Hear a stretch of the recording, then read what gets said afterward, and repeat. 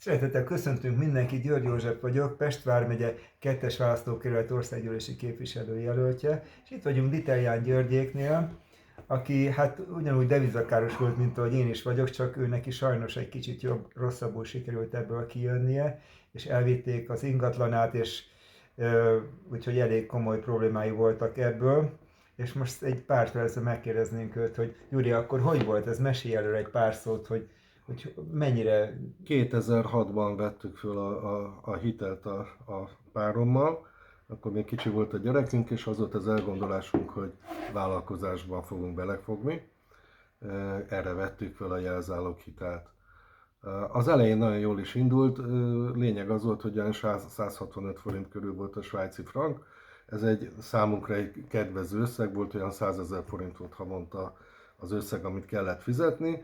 Azonban egy-két év múlva valamiért ez a 165, ami addig egy konstans, nagyjából ugyanannyi összeg volt, a svájci frank, az kezdett emelkedni, és egy 5-10 év alatt a háromszorosát kellett már kérte az AXA Bank, azokkal álltunk szerződésben.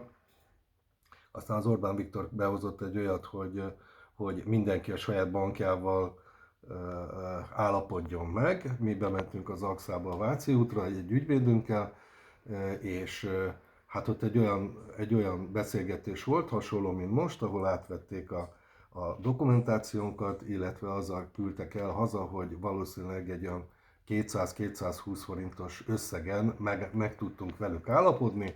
Ennek ellenére a tévében megjelent egy olyan cikk, hogy egy hónapon belül az AXA Bank Magyarországról ki fog menni. Ugyanez volt nálam. Ugyanez nagyon sok embernél, és kaptunk egy olyan papírt, hogy a OTP Factoring fogja átvenni helyettük. Eltelt mint egy-két hét, arra válasz nem jött egyébként az AXA Banktól, pedig ott, akik velünk szembe ültek, azt mondták, hogy ez valószínűleg el lesz fogadva a vezetőség által, amit ott a helyszínen megbeszéltünk összeget, amit tudtunk is volna állni, ez a 200-220 000 forint per hó, ezt tudta volna. Egy olyan hónap múlva jött, hogy az AXA Bank kimegy Magyarországról, nagyon hirtelen, nem tudom miért, de az nem is ránk tartozik, és a OTP-be kellett bemennünk, és ott személyesen egy hölgy azt mondta, hogy van róla papír, stb., hogy egy hónapon belül hagyjuk el a lakást. Pici gyerekünk volt, ez eléggé keményen érintette a családot, nem is jól fogtam föl, ott egy kicsikét talán idegesebb is voltam a kelleténél. De hát mindenki ebben az időszakban. Mert pici gyerekünk volt, és abba belegondolni, hogy az utcára kerülünk azért úgy, hogy a matematika szerint mi a 10 év alatt 21 millió forintot vettünk föl, 21,5-öt kifizettünk 10 év alatt, és még kértek volna 24 millió forint, bocsánat, 30 millió forintot, a OTP Factoring, tehát a 20-ra, 21-re kellett volna 50-et visszafizetni. Ez Bocs, nagyon... úgy, hogy ti soha ugyanúgy, ahogy én sem, egy büdös fillért nem láttál devizában. Úgy tehát van, gyakorlatilag forint számlára érkezett az összeg. És minden hónapban, rendesen. Pontosan, minden hónapban, amikor mi hitelt fölvettünk, bármikor, azt mi pontosan fizettük. Tehát ha bármi van az otthoni családi büdzsében, az első összeg, amit befizetünk, soha nem volt tartozásunk, nekik sem.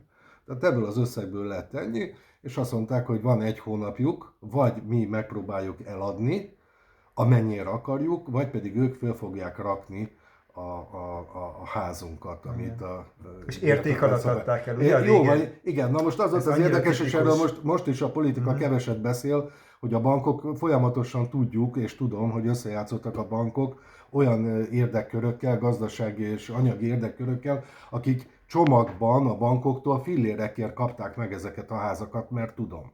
Konkrétan tudom, mert az, aki tőlem is megvette, az is fillérekért vette meg voltak éppen a házat. Nagyjából utána vállás lett, a feleségem az többször öngyilkos akart lenni, illetve megpróbált, tehát egy nehéz élethelyzet indult el. Most már valamennyire az évek alatt azért rendeződött, ő is egy albérletben lakik azóta, én is albérletben, én azóta új családot tudtam alapítani, kezdeni. Most már valamennyire azért megtalálom önmagamat, de ez még a mai napig is egy nagyon rossz és azt még meg szeretném mondani, hogy abban az időben, tehát amikor volt a 2008-as világválság, amikor a 18-as nagy világválság volt, Amerikától ugye kezdtek bedőlni. 2008. 2008-ban ugye a nagy Lehman Bank, igen. azok a nagy És vitte amerikai magával, bankok, zuhant be Így van, minden, igen.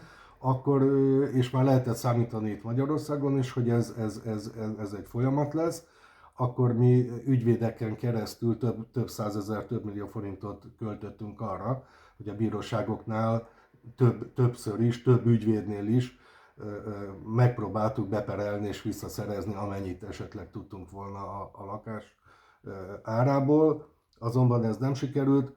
Én egészen biztos vagyok benne, hogy a bíróságok és az ügyvédi kamara nagy része is összejátszott ebbe az időben, kimondottan a devizások ellen.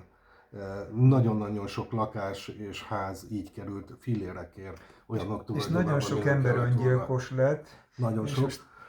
Ebből ez egy példában is láthatjuk, hogy hány ember életét tettek tönkre, és mire az emberek végre rendbe jönnének, már elment az életük. Tehát vegyük azt is figyelembe, hogy fiatal emberek voltak, kisgyerekekkel voltak, és most már itt vannak egy megtört életben, és még mindig albérletbe kell éljenek azok az emberek, akik egyébként akkor megalapozták valamilyen módon a jövőjüket, kiszámolták, hogy mennyi alatt fizetik vissza, és a végén itt vannak egy élet kétharmadánál, háromnegyedénél, meg ugye akik meghaltak, és azért ez nagyon nincs rendben. Tehát nekem külön szerencsém volt, hogy én annak idén a 258-ast úgy, ahogy kibírtam fizetni, és végül is nem buktam bele, de nekem sem volt egyszerű, és a mai napig is kb. 6,5 milliós mínuszom van emiatt szerintem. Egyébként az Úgyhogy bocsáss meg csak egy szóra, hogy még egy kis időnk van, mert nem tudjuk olyan sok időre igénybe vennünk a hallgatóink figyelmét, de hogyha még valamit hozzá szeretnél tenni, akkor ezt röviden. Nem csak az is egy érdekes dolog volt, hogy akkor, amikor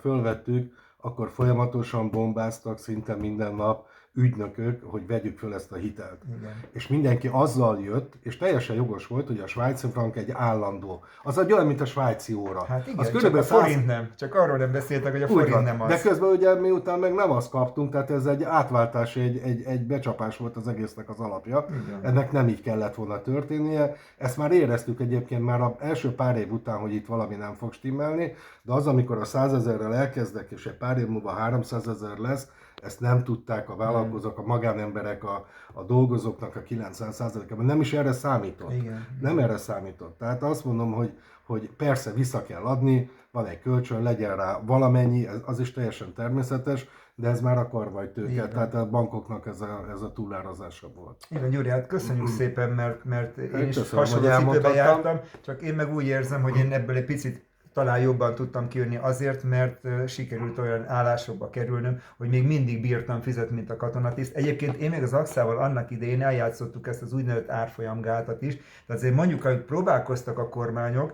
igen, csak valószínűleg nem sikerült, úgyhogy végül is nekem is oda csúszott a dolog, hogy a 258-on tudtam átváltani forint hitelre, de hát nekem is azért elég durva volt. Meg utána még jöttek azzal, hogy akkor esetleg a házra tegyek még egy házat mellé, igen, hogy akkor mellé jelzálog kölcsön miatt. Mindegy, a lényeg, hogy mind a ketten valamilyen módon durván érintettek vagyunk, csak szerintem te rosszabbul jöttél ki. Még egyszer köszönöm a beszélgetést. És köszönöm, hogy meghallgattatok. Hát látjuk, milyen sorsok vannak, úgyhogy a Mi Hazánk azon dolgozik, és nem véletlenül gyűjtjük az aláírásokat a devizahitelesek kártalanításáért, mert itt egy ilyen életen át lehet látni, és gondoljuk bele, hogy annak a kisgyermeknek az életét is mennyivel szebbé tudta volna tenni ez az apuka, hogyha nem ilyen lehúzásokban részesül. Úgyhogy köszönöm szépen a figyelmet, és hát tanuljunk ebből. Köszönöm. Köszönöm én is.